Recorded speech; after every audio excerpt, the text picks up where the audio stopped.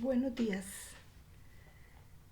Estamos continuando en el estudio del catecismo esta hermosa historia de amor, la historia de salvación, la historia de un hombre infiel, de una humanidad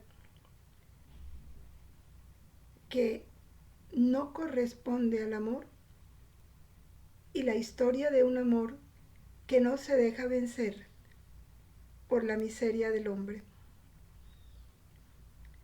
Iniciemos entonces invocando al Espíritu Santo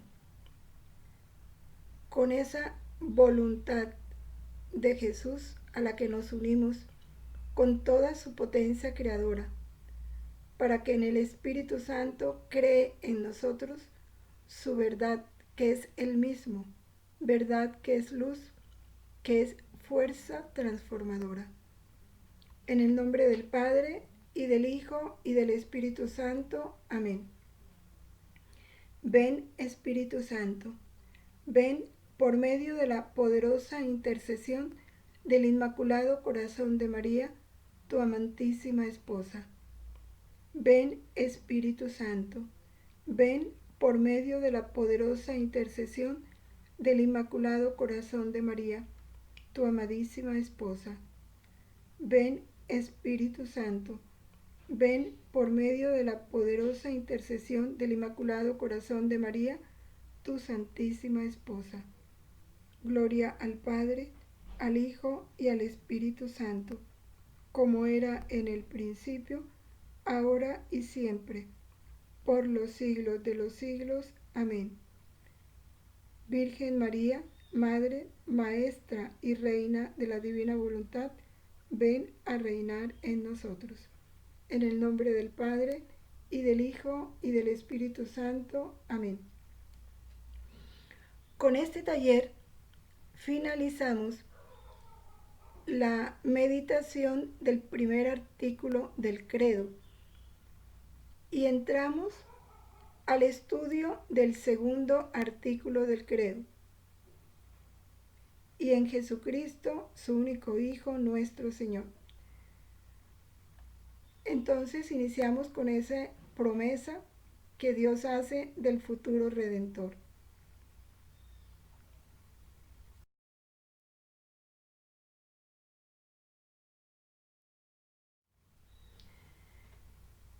Tenemos que comenzar por donde toca, ¿no? Por el comienzo, que es lo que nos enseña el libro del Génesis en su capítulo 3, versículos del 9 al 15.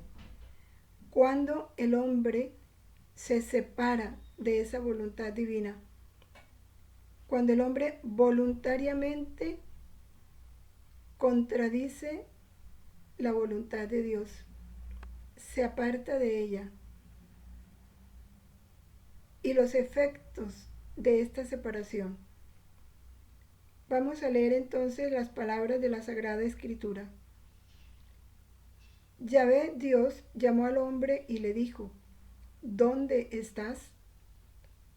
Este contestó: Te oí andar por el jardín y tuve miedo, porque estoy desnudo. Por eso me escondí.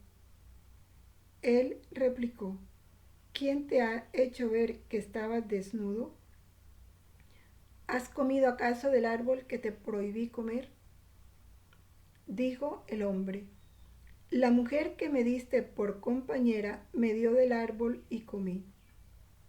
Dijo pues Yahvé Dios a la mujer: ¿Por qué lo has hecho? Y contestó la mujer: La serpiente me sedujo y comí. Entonces Yahvé Dios dijo a la serpiente: Por haber hecho esto, maldita seas entre todas las bestias y entre todos los animales del campo. Sobre tu vientre caminarás, y polvo comerás todos los días de tu vida. Enemistad pondré entre ti y la mujer, entre tu linaje y su linaje. Él te pisará la cabeza, mientras acechas tú su calcañar. En esta cita de la Sagrada Escritura se manifiesta de una manera muy clara ese designio amoroso y misericordioso de Dios. Porque ante la caída de Adán y Eva, la divina voluntad que se les había dado como don, y un don inmenso,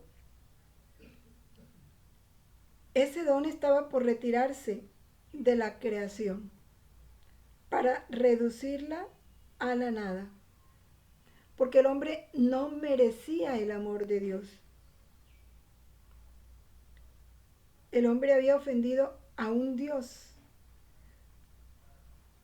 Prefirió creerle al enemigo de Dios que a Dios mismo, que lo había rodeado de tanto amor. Pero el Verbo Eterno ofreció sus méritos previstos como futuro redentor, y así, por ese ofrecimiento, todas las cosas quedaron en su puesto. El hombre no recibió el castigo merecido. Y así se cumple esa disposición misericordiosa, bondadosa, amorosa de Dios, dejando en suspenso el plan de amor que desde un comienzo tuvo para el hombre. Como reza la Iglesia, no lo abandonó al poder de su pecado, cuando por desobediencia perdió la amistad con Dios. No lo abandonó al poder de la muerte. ¿Y qué más hace Dios en su infinito amor? Eva, a pesar de su desobediencia, recibe la promesa que de su descendencia nacerá aquella que va a vencer al maligno y la constituye madre de todos los vivientes. Es el Dios justo, infinitamente misericordioso. En su justicia, pues les expresa a Adán y Eva las consecuencias de su pecado. Él tendrá que cultivar la tierra con el sudor de su frente, la tierra le será hostil y ella parirá a sus hijos con dolor y estará siempre sometida al dominio del hombre, a quien ella buscará con ahínco. Y después de ese pecado, ¿qué pasa? Dios manifiesta un amor más encendido con la promesa del futuro redentor. Por eso dice la Iglesia, feliz culpa la de Adán, que nos mereció tan admirable redentor.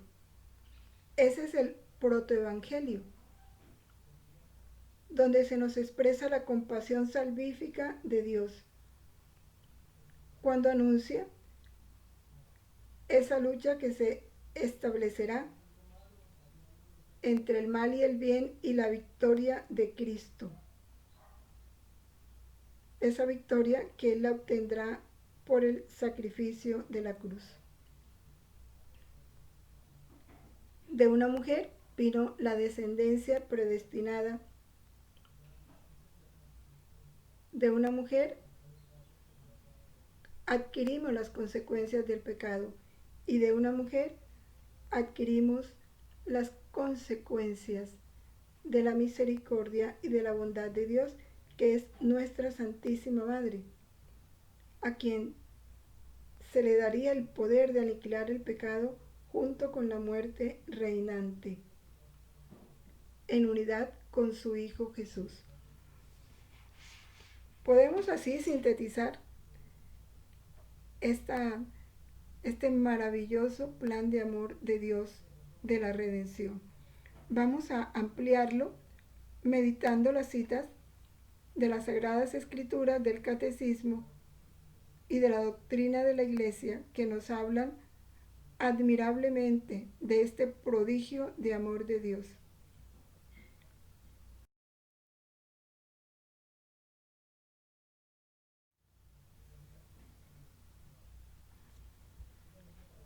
Ya en el Evangelio de San Lucas, en el capítulo 1,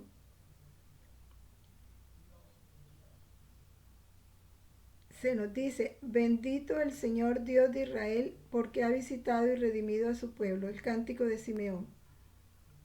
Nos ha suscitado una fuerza salvadora en la casa de David su siervo, como había prometido desde tiempos antiguos por boca de sus santos profetas, que nos salvaría de nuestros enemigos, de las manos de todos los que nos odiaban, haciendo misericordia a nuestros padres y recordando su santa alianza y el juramento que juró Abraham, nuestro padre, de concedernos que, libres de las manos enemigas, podamos servirle sin temor en santidad y justicia delante de Él todos nuestros días.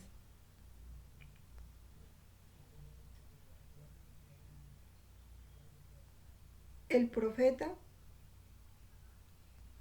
que es consciente de ese plan misericordioso de Dios y de la realización de esa alianza establecida por Dios, porque Dios en sus promesas, en sus alianzas, permanece por encima del pecado del hombre, por encima de la infidelidad del hombre.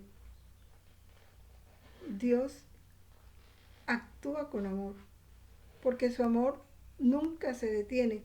Su amor va más allá de todo mal, de todo pecado, de toda ingratitud de la criatura. Su amor nada lo vence.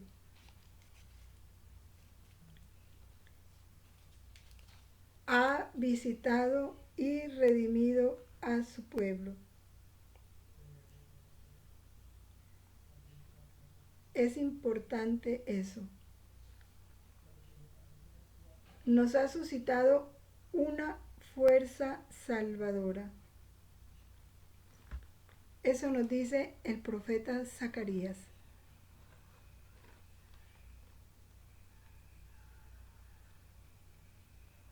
Es el cumplimiento de su promesa.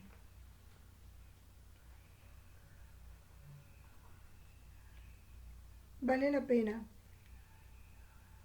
contemplar ese amor de Dios, que se refleja no solo en este hecho, es en la vida de cada uno de nosotros.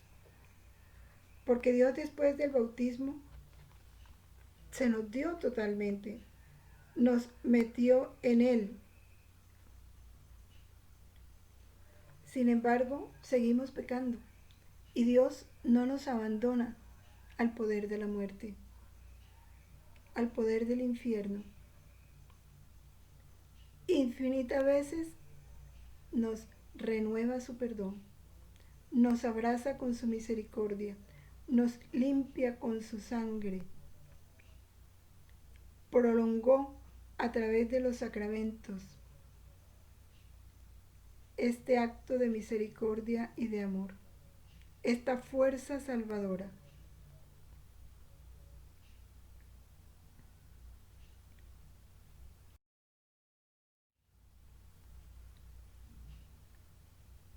El catecismo, en varios de sus numerales, hace alusión a esta acción amorosa y misericordiosa de Dios.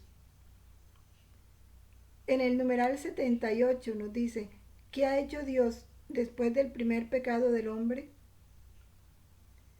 Después del primer pecado, el mundo ha sido inundado de pecados. Ofensa tras ofensa. Lo vemos, Caín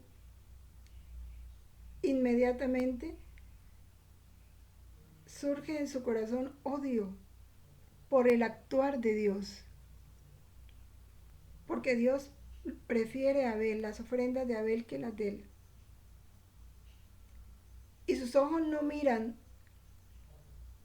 a su corazón que no está dando lo mejor, sino que mira con envidia la acción de Dios.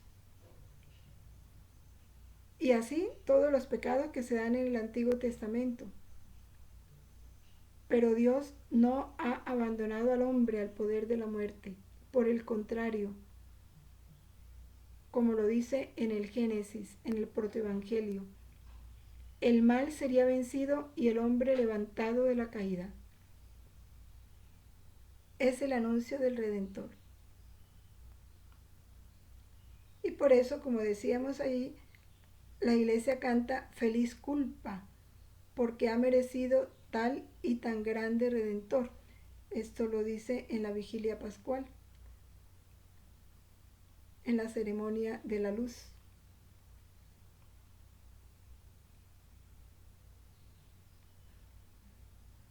Por eso nosotros nunca debemos temer acercarnos a Dios, cualquiera sea nuestro pecado o cualesquiera sean nuestros pecados. Siempre está como el padre de la parábola del hijo pródigo, listo para salir al encuentro de su hijo, gozoso de poder experimentar su retorno.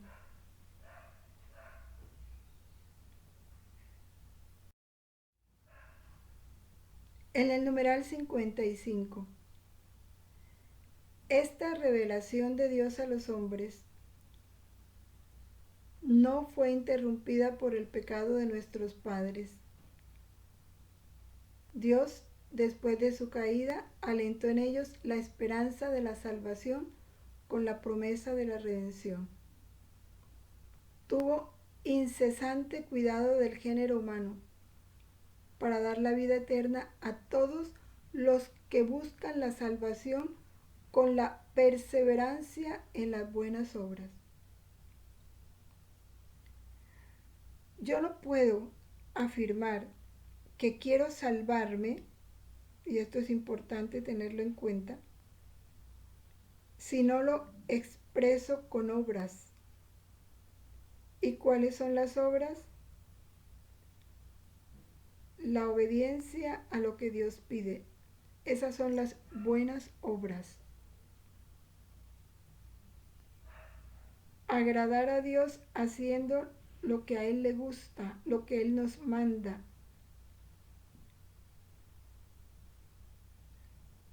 Cuando por desobediencia perdió tu amistad, lo dice la plegaria eucarística número 4, no lo abandonaste al poder de la muerte.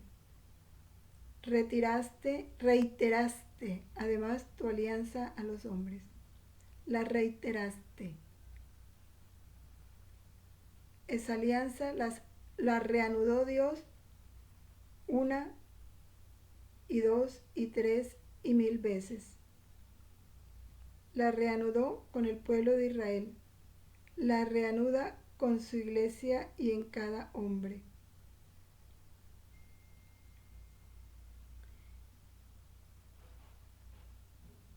Esa revelación que hace Dios de volvernos a ese estado que perdimos se da reiteradamente. En el numeral 410, tras la caída el hombre no fue abandonado por Dios. Al contrario, Dios lo llama y le anuncia de modo misterioso la victoria sobre el mal y el levantamiento de su caída. Es interesante, ese numeral a mí yo no digo que me impresiona porque Dios es tan grande que nada nos debe impresionar, pero como que le llena a uno el corazón de amor, de gratitud, cuando dice que Dios no cesa de atraer al hombre hacia Él, no descansa, no interrumpe su trabajo de atraernos hacia Él. Dice la Constitución Dei Verbum que Dios tuvo incesante cuidado del género humano para dar la vida eterna a todos los que buscan la salvación con la perseverancia en las buenas obras. Pero a Dios no le basta eso. No le basta que el hombre por sí mismo busque la salvación a través de las buenas obras, sino que aquellos que no buscan la salvación, aquellos que no están preocupados por las buenas obras, sino por las malas obras, a ellos Dios no cesa de atraerlos hacia Él. No descansa de salir incesantemente a su encuentro para que vuelvan al buen camino. Porque ese es el amor misericordioso del Padre, que su corazón está abierto, anhelante de acoger en sí a aquellos que están más alejados.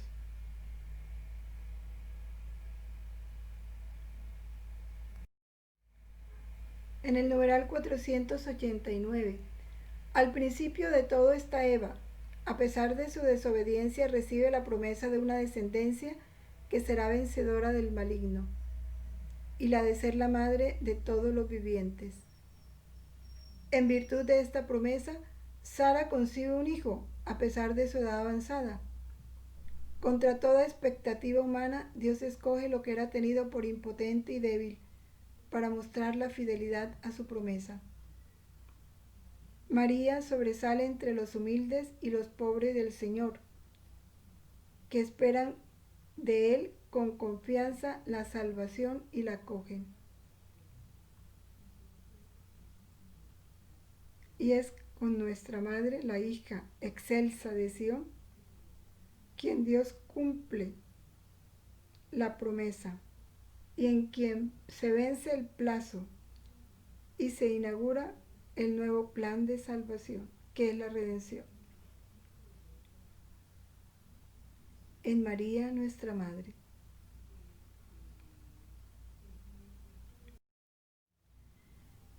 ¿Qué nos enseña el magisterio de la Iglesia sobre esta promesa del Redentor? En la Constitución Dei Verbum nos dice la Iglesia que Dios todo lo creó y lo conserva por su verbo. Y a través de esa creación nos enseña a nosotros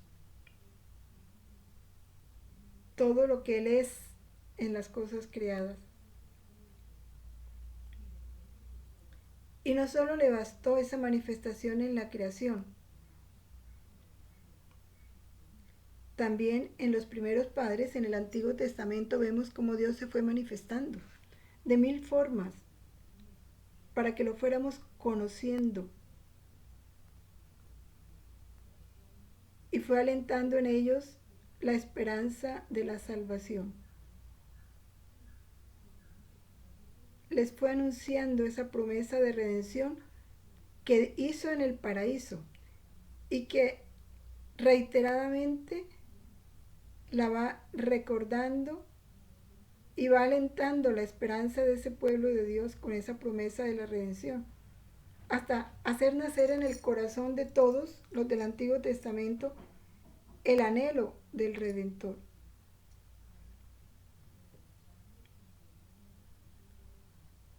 Y a través de las diferentes figuras del Antiguo Testamento, como Abraham, como Jacob, como Moisés, los profetas, Dios nos va instruyendo y se va dando a conocer como Padre Providente, como Juez, como Señor, como Dueño.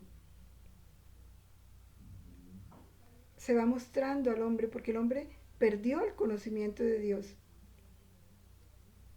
Y el hombre, cuando Dios le manifiesta su poder, es cuando empieza a cantar las alabanzas. Recordemos cuando Dios les dio la victoria a pesar de que eran débiles frente al enemigo. el caso de David con Goliat, las veces que Israel ganó la guerra cuando sus hombres eran muy pocos y el ejército del enemigo era mucho mayor. Ellos terminan exultando el poder de Yahvé. Así es como Dios se les va manifestando y va preparando en ellos el camino para recibir a ese Salvador prometido. Y esa promesa se va haciendo eco en el corazón de ellos a través de los siglos. Y de esa manera Él va preparando el camino del Evangelio.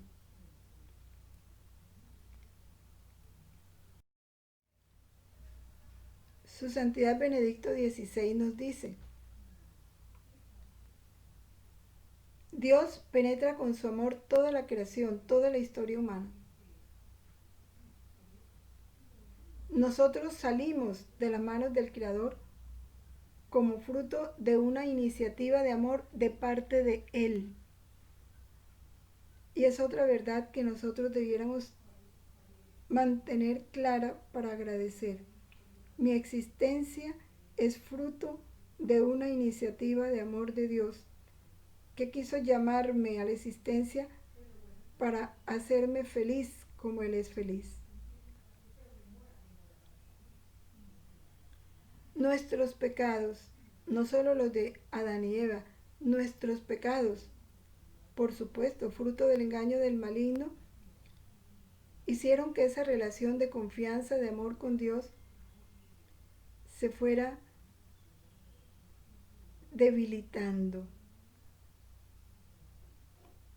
Fuéramos perdiendo la conciencia del amor de Dios,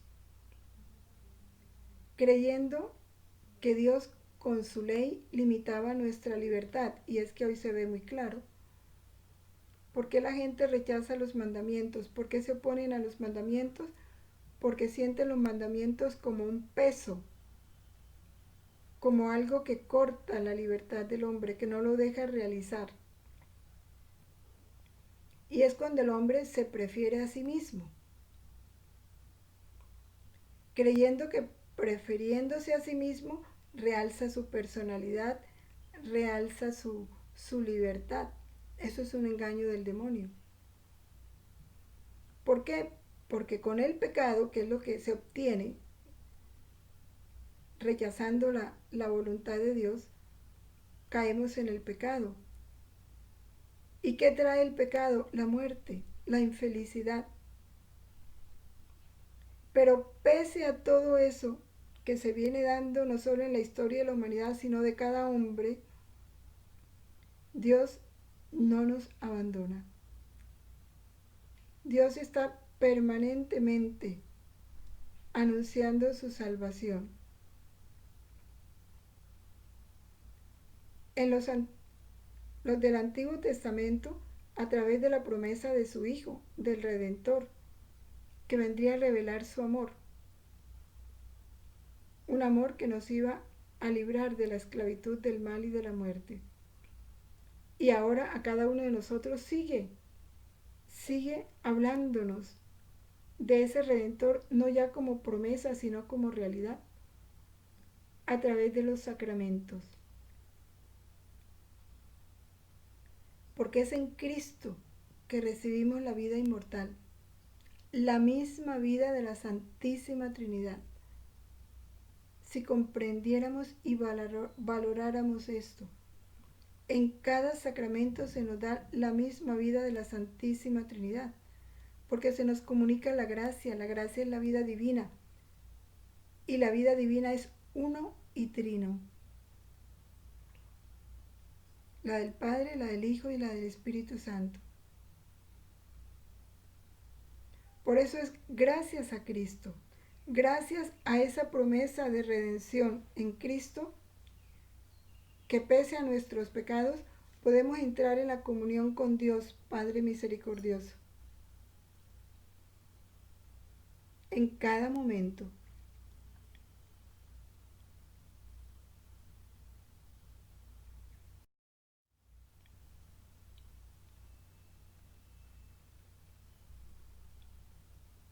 En la cuarta plegaria, esto continúa diciéndonos el Papa.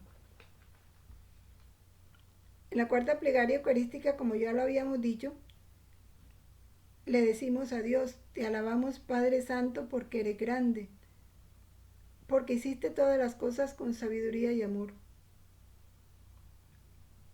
A imagen tuya creaste al hombre y le encomendaste el universo entero para que, sirviéndote solo a ti, su creador, dominara todo lo creado. Aquí detalla esta historia de amor. Cuando por desobediencia perdió tu amistad, no lo abandonaste al poder de la muerte. Ese poder de la muerte es la lucha que el hombre tiene con las fuerzas de las tinieblas, sus tres enemigos del alma: demonio, mundo y carne.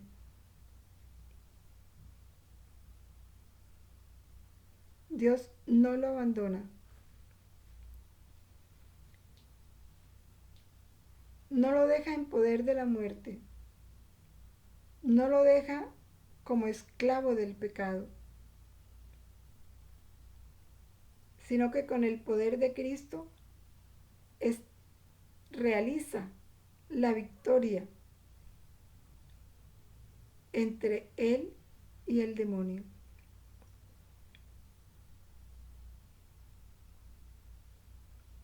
Que es el cumplimiento de lo que anunció: establezco enemistad entre ti y la mujer, entre tu estirpe y la suya, ella te herirá la cabeza cuando tú le hieras el talón.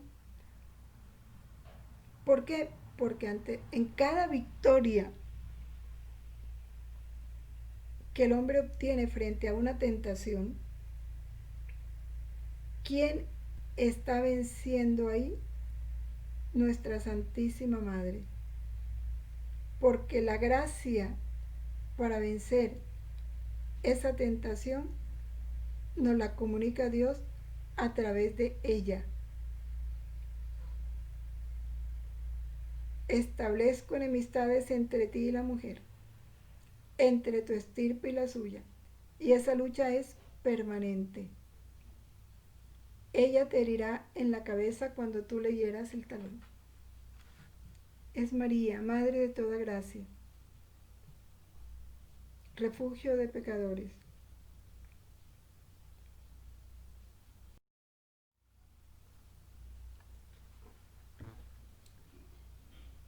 Estas palabras del Génesis se han considerado como el protoevangelio, ya lo decíamos. Este protoevangelio nos hace conocer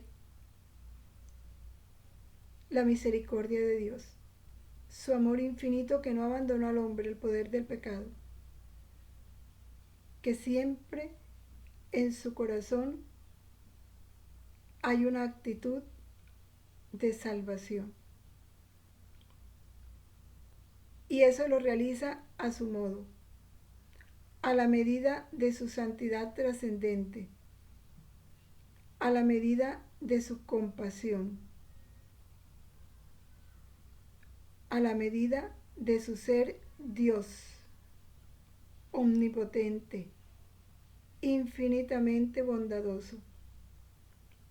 Esa es la medida de Dios, que no tiene medida.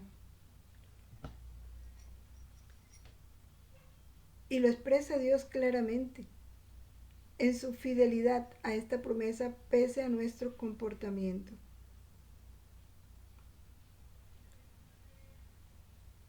Explica que estas mismas palabras expresan esa compasión salvífica cuando anuncian la lucha: establezco enemistades entre aquel que representa las fuerzas de las tinieblas, que es el demonio, y la estirpe de la mujer, que es Jesús. Es una lucha que se acabará con la victoria de Cristo. Te aplastará la cabeza. Pero esta será la victoria obtenida al precio del sacrificio de la cruz, cuando tú le hieras en el talón. El misterio de la piedad disipa el misterio de la iniquidad. Qué hermoso. El enemigo pretende obtener victoria sobre Cristo, reduciéndolo a la muerte en cruz. Y allí, en la cruz, Jesús vence al demonio y a la muerte. Por eso ese misterio de piedad disipa el misterio de la iniquidad. Y es lo que se está dando y se dará continuamente. Porque precisamente el reino de la divina voluntad al que Jesús nos está llamando, el reino de su voluntad en medio de las criaturas, es la derrota total del enemigo. Es el triunfo definitivo de Cristo, su victoria sublime, donde derrotará totalmente la muerte y el pecado.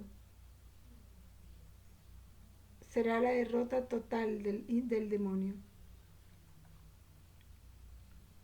Por eso el demonio ataca tanto todo lo que se refiere al reino de su voluntad y al triunfo del corazón inmaculado de la Virgen.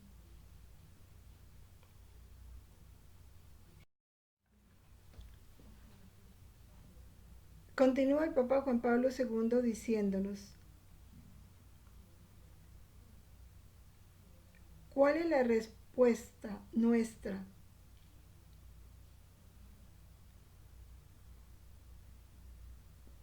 Cuando Jesús, infinitamente justo, infinitamente misericordioso, se nos manifiesta como el Dios amor. Tanto amó Dios al mundo que le entregó su único Hijo y lo mandó para ser víctima propiciatoria por nuestros pecados. ¿Qué significa víctima propiciatoria? Que para poder obtener el perdón de nuestros pecados, Él tenía que sacrificarse y cargar sobre sí todos nuestros pecados, todos nuestros castigos. Por eso dice en la primera Juan 4:10, no perdonó a su propio Hijo, lo entregó a la muerte por nosotros. Es el Padre quien le cobra al Hijo lo que nosotros teníamos que pagar. ¡Qué infinito amor!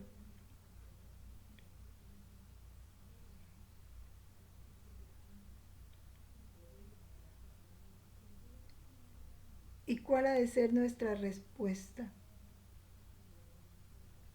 al contemplar su misericordia? Esa certeza de que Dios, en su santidad trascendente, aborrece el pecado y castiga justamente al pecador, pero al mismo tiempo por su misericordia lo abraza con su amor salvífico. Es el contraste, ¿eh? Es justo, y porque es justo, castiga al pecador, pero al mismo tiempo en su inefable misericordia lo abraza con su amor salvífico. Ese es el misterio pascual de Cristo, crucificado y resucitado. Es la experiencia de cada hombre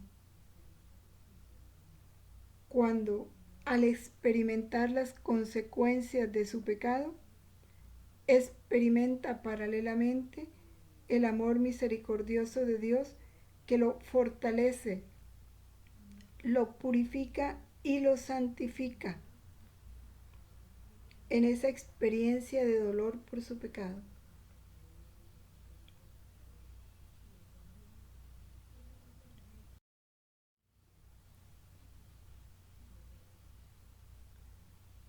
Los escritos de la sierva de Dios Luisa Picarreta. Uno, meditando esta historia de salvación, es importante personificarla, meterme yo en ella y contemplar mi historia como hombre pecador, como hombre infiel, como hombre ingrato, y recordar la misericordia de Dios en mi vida, pese a mis pecados. Y entonces podemos decir como el salmista, cantaré eternamente las misericordias del Señor. En el volumen 29 de mayo 19 de 1931, nos enseña Jesús a través de los escritos de la sierva de Dios Luisa Picarreta. Dice: mi amor no se extinguió por la caída del hombre, sino que se encendió aún más. Y si bien mi justicia lo castigó justamente y lo condenó, mi amor, besando mi justicia, fíjense, mi amor, besando mi justicia, sin dejar pasar un solo instante, prometió el futuro redentor y dijo a la serpiente engañadora con el imperio de mi potencia: tú te has servido de una mujer para arrancarme al hombre de mi divina voluntad, y yo por medio de otra mujer, que tendrá en su poder la potencia de mi fiat, abatiré tu orgullo, y con su pie inmaculado te aplastará la cabeza. Qué hermoso. Esto es el amor de un Dios que conjuga perfectamente su justicia con su misericordia. Y es que no necesitamos mucha explicación. Cada uno de nosotros lo hemos experimentado en nuestra vida, yo estoy segura, porque esta historia de salvación se personifica en cada hombre.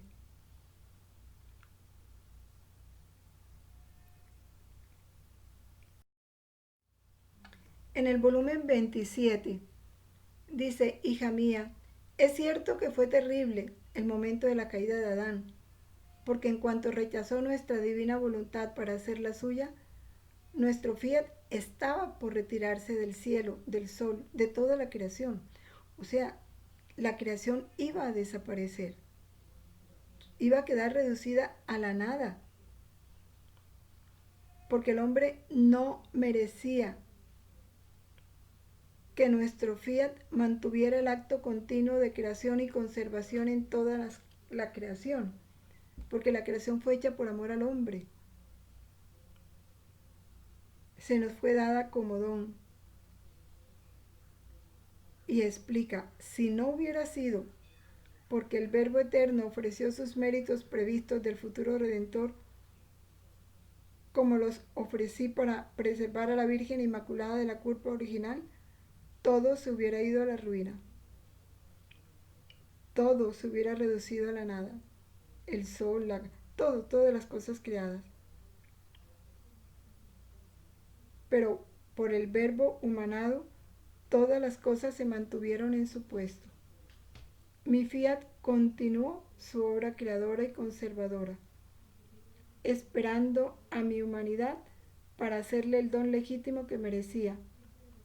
Tan cierto es esto que se hizo solemne promesa al hombre, después de su caída, de que descendería el futuro Redentor para salvarlo, para que rogara y se dispusiera a recibirlo. Dios hizo todo. No solo castigó al hombre, enseguida le ofreció el Redentor. Enseguida suscitó en su corazón anhelos del Redentor y disposición para implorar que viniera. Nuestra voluntad hizo todo, y con justicia tenía derecho sobre todo. El hombre, haciendo su voluntad humana, le quitaba sus derechos divinos. Si no hubiera sido por mi humanidad, dice Jesús, todo hubiera estado perdido para el hombre. ¿Cómo no agradecer este don de la redención?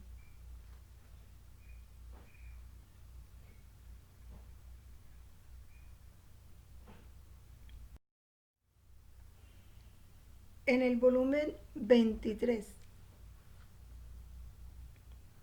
fue propiamente esto lo que atrajo toda nuestra ternura y nuestra paternal bondad hacia Adán: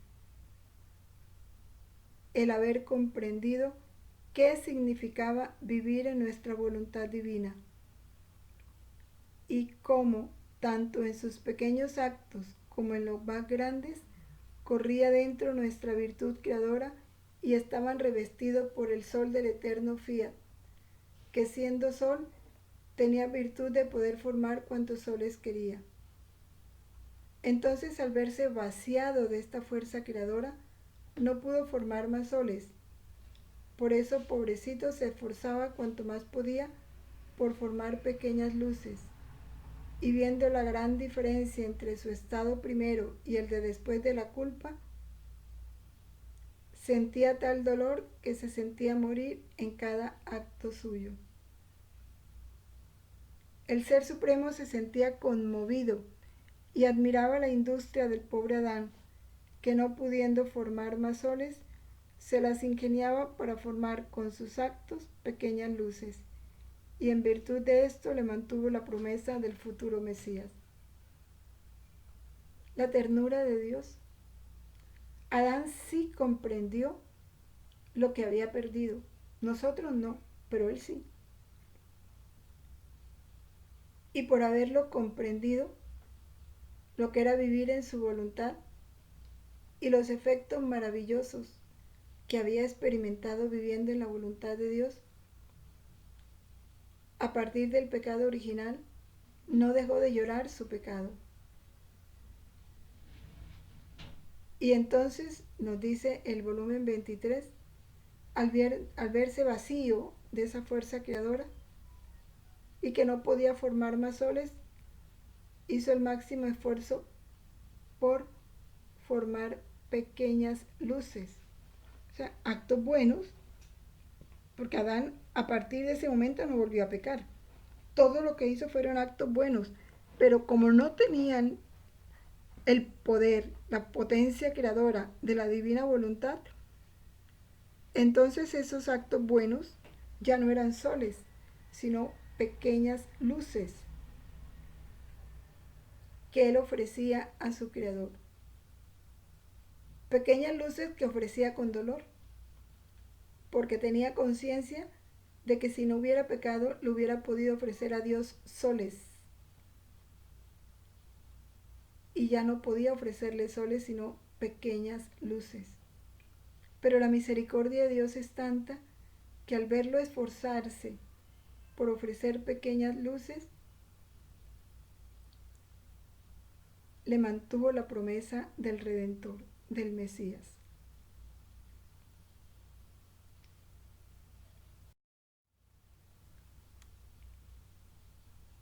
Continuamos, volumen de 23 de febrero 5 de 1928. En cuanto Adán pecó, Dios le hizo la promesa del futuro Redentor. Pasaron siglos, pero la promesa no vino a menos, y las generaciones tuvieron el bien de la redención. Ahora, cuando vine del cielo y formé el reino de la redención, antes de partir al cielo, hice otra promesa más solemne, tengámoslo presente, la del reino de mi voluntad. Y esta la hice en el Padre Nuestro.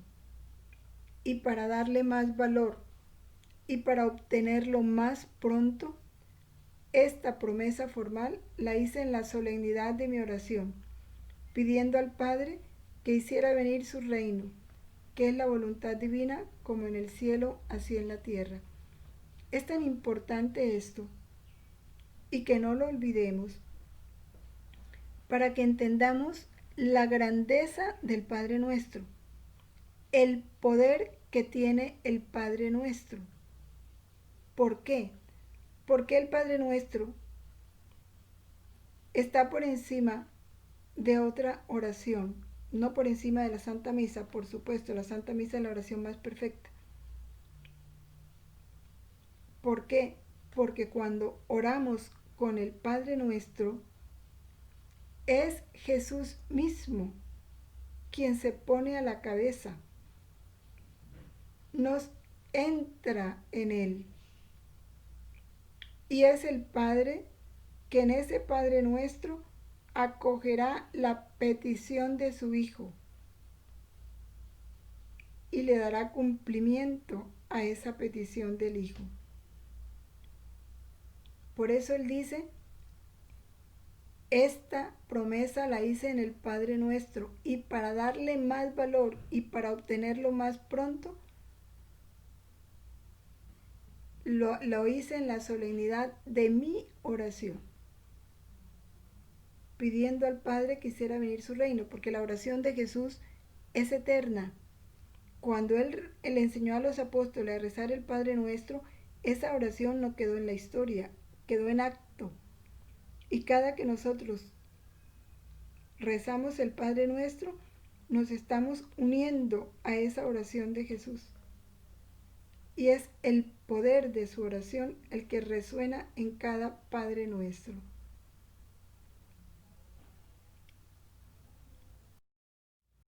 En la doctrina de los santos está San Ireneo de León. ¿Qué nos dice? Hablando de esta promesa del futuro Redentor. Dios puso una enemistad entre la serpiente y la mujer y su linaje, al acecho la una del otro. El segundo mordido al talón, pero con poder para triturar la cabeza del enemigo. La primera mordiendo y matando e impidiendo el camino del hombre, que es Eva, ¿no? Hasta que vino la descendencia predestinada a triturar su cabeza. Esta fue el que María dio a luz. De él dice el profeta: caminará sobre él áspide y el basilisco. Con tu pie aplastará al león y al dragón. En el Salmo 91.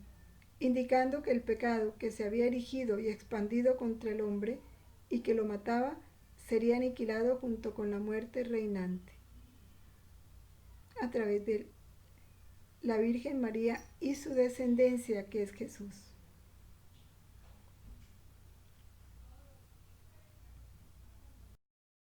¿Qué nos dice San León Magno? Dice: Dios todopoderoso y clemente, cuya naturaleza es bondad, cuya voluntad es poder, cuya acción es misericordia, desde el instante en que el demonio, con el veneno mortal de su envidia, emponzoñó ese proyecto de amor de Dios, en ese mismo momento Dios señala los remedios para venir a socorrer a los mortales. Y esos remedios los dio desde el principio, cuando le dijo a la serpiente que de la mujer nacería un hijo que quebrantaría su cabeza altanera y maliciosa. Está hablando de Cristo, de ese Cristo nacido de una virgen que condenaría con su nacimiento al demonio, ¿sí?, que había manchado al género humano. Y dice San León Magno: ha sido pues necesario el plan de un profundo designio para que un Dios que no se muda, cuya voluntad por otra parte no puede dejar de ser buena, cumpliese mediante un misterio aún más profundo la primera disposición de su bondad, de manera que el hombre, arrastrado hacia el mal por la astucia y malicia del demonio, no pereciese, subvirtiendo el plan divino. Es hermoso como Dios, a través de la historia de los siglos de cada hombre, va venciendo el poder del demonio y haciendo que se cumpla su plan de amor. Esto en cada pecador que se convierte, en cada hombre que alcanza la santidad, en el establecimiento de este reino.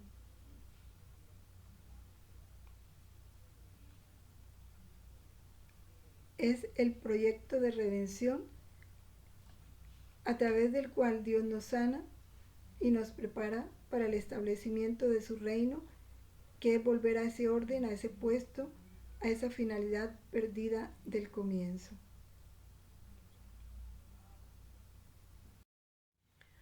Otras fuentes nos hablan también. Por ejemplo, el padre Alfonso Rodríguez dice en su catecismo: después de aquella miserable caída de nuestros primeros padres, con la cual perdieron para sí y para nosotros el estado dichoso de la justicia original en que Dios los había colocado, quedaron sujetos, y con él todos nosotros, a infinitas miserias, Un consuelo les quedó entre tantos trabajos. ¿Cuál fue ese consuelo?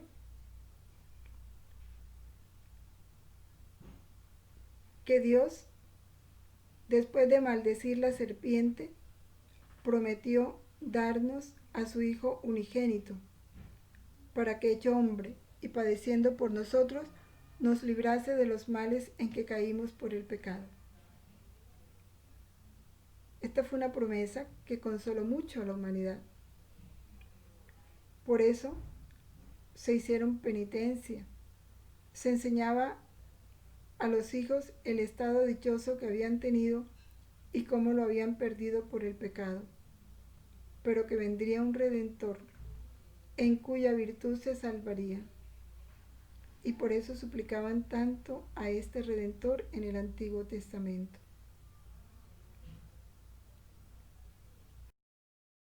El padre Rafael Faría dice: los hombres después del pecado de Adán ya no podían salvarse, a no ser que Dios usara especial misericordia con ellos. Y de hecho Dios tuvo especial misericordia y promete un Redentor. ¿Cuál era el oficio principal del Redentor? Ser un mediador entre Dios y los hombres. Porque tenía que hacerse hombre para, como hombre, ofrecer a Dios lo que el hombre necesitaba ofrecerle a Dios. Y como hombre, abrazar a los hombres y acercarlos a Dios. Y también como Dios, darle a Dios lo que Él merece, en modo divino.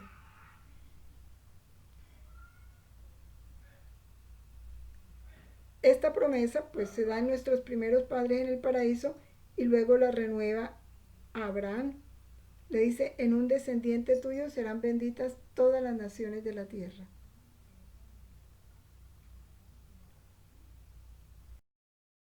El beato don Columba Marmión nos dice: ya sabéis cuál fue la respuesta de Dios, la solución llena de misericordia y a la vez de justicia que nos deparó. Haber decretado que el rescate del género humano no se realizaría sino mediante una satisfacción igual a los derechos de su justicia infinita. Por eso viene Jesús. Después de esa promesa, pasan miles de años antes de la venida del Salvador. ¿Y qué pasa en esos miles de años? El género humano cae en un abismo de pecados. Sin embargo, desde allí eleva sus brazos a Dios pidiendo misericordia. Y cuando llega la plenitud de los tiempos, Dios envía al Salvador, que viene a rescatarlo todo, a rescatar la creación del desorden en que la había dejado el hombre, viene a destruir el pecado, viene a reconciliar a los hombres con Dios. Ahora, ¿quién es ese Salvador? La segunda persona de la Santísima Trinidad, el Hijo de Dios hecho hombre. Hombre porque nace de los hombres, nace del linaje de Adán, del linaje de David, y como hombre nos puede sustituir a todos nosotros. Se hizo pecado para hacerse solidario con el pecado sin jamás cometer pecado, pero sufrió las consecuencias del pecado, cargó sobre sí nuestros pecados. Pero al mismo tiempo, como Dios, su mérito es de valor infinito. Puede darle a Dios una satisfacción divina, adecuada a Él, que solo merece lo divino. Y puede dar en nombre de todos una reparación completa, porque Dios merecía una reparación infinita, inmensa, eterna, y solo Jesús podía dársela. Por eso se hace Dios hombre en el Verbo encarnado.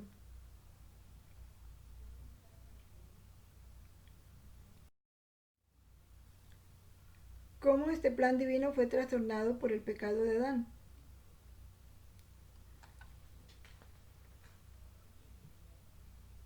Por ese pecado, en un solo instante el hombre perdió toda esa herencia divina que había recibido. No había entre los hombres nadie capaz de levantar esa maldición, de pagarle a Dios lo que él merecía. Por eso se nos enseña, todos pecamos en Adán. Todos éramos culpables. No, ninguno tenía la posibilidad de satisfacer a Dios. Se creó una distancia infinita entre Dios y la humanidad, un abismo. Y entonces, ¿cómo salvar ese abismo?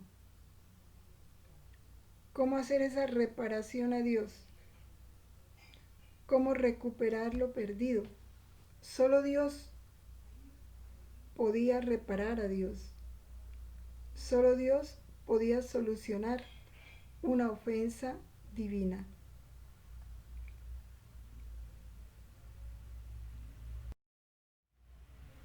Y entonces ante esa necesidad viene una respuesta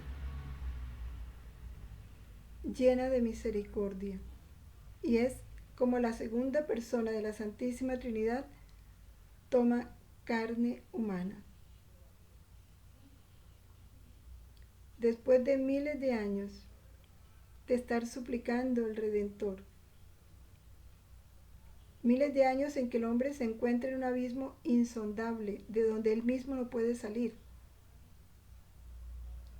y espera la plenitud de los tiempos cuando llega el Salvador prometido, el que viene a destruir el pecado, a reconciliar a los hombres con Dios. Jesús, el Dios hecho hombre, el único que podía sustituir voluntariamente a todos sus hermanos, haciéndose solidario con su pecado. Pero como Dios, con un mérito infinito en todos sus actos, para darle una satisfacción, la única que Dios merece, una satisfacción divina, una reparación completa.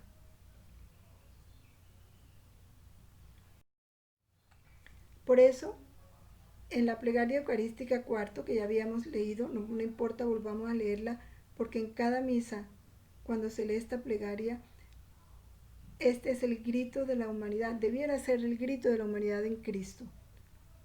Te alabamos, Padre Santo, y este grito lo hace Cristo a través del sacerdote, porque eres grande y porque hiciste todas las cosas con sabiduría y amor.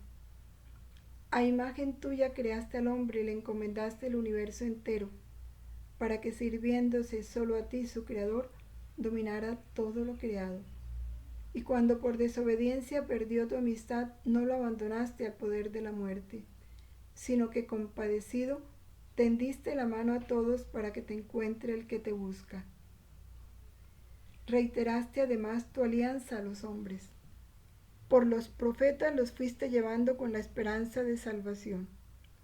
Y tanto amaste al mundo, Padre Santo, que al cumplirse la plenitud de los tiempos nos enviaste como Salvador a tu único Hijo, el cual se encarnó por obra del Espíritu Santo, nació de María la Virgen y así compartió en toda nuestra condición humana, menos en el pecado. Esta plegaria es una síntesis de esta historia de amor a través del Redentor, el cumplimiento de la promesa del Redentor.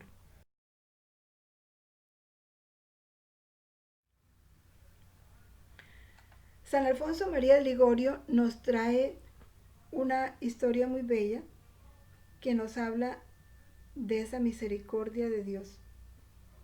Así nos dice: desesperado estaba de su eterna salvación un noble caballero. Por sus muchos pecados estaba desesperado. Un religioso le animó a recurrir a la Santísima Virgen, yendo a visitar una devota imagen en cierta iglesia. Fue el caballero a la iglesia. Apenas vio la imagen de la Virgen María, se sintió como invitado por ella a que se postrara a sus pies y a poner en ella su confianza. Este caballero va presuroso, se postra, quiere besar los pies de la imagen que era de talla, una imagen tallada, y María desde la imagen le tiende la mano para dársela a besar. Y ve que en la mano de la Virgen María está escrito: Hijo mío, no desesperes, que yo te libraré de tus pecados y de los temores que te oprimen. Y se cuenta que al leer aquel pecador tan dulces palabras, sintió tanto dolor de sus pecados y sintió tan inmenso y tan intenso amor a Dios y a su dulce madre, que poco a poco después expiró a los pies de la santa imagen. ¿Cuántos son los pecadores obstinados que cada día atrae hacia Dios este imán de los corazones? ¿Quién es el imán de los corazones? La Virgen María. Como ella misma se llamó diciendo a Santa Brígida: como el imán atrae al hierro, así atraigo hacia mí los corazones más endurecidos para reconciliarnos con Dios. Ella ahí está cumpliendo la misión que recibió de Jesús el día de la Inmaculada Concepción: salvar al género humano. A ella se le dio esta tarea. No hay pecador que se confíe a la Madre que no alcance en ella su salvación. Bien, con estos sentimientos de agradecimiento, de amor a Dios por tanta misericordia y el habernos dado a su Madre, terminemos este taller quedando en nosotros este eco de amor, de misericordia y de perdón. Eco que resuena en nuestros corazones y al que tenemos que corresponder con un infinito amor, lleno de fidelidad, lleno de ternura y de agradecimiento. Gloria al Padre, al Hijo y al Espíritu Santo, como era en el principio, ahora y siempre, por los siglos de los siglos. Amén. En el nombre del Padre, y del Hijo, y del Espíritu Santo. Amén.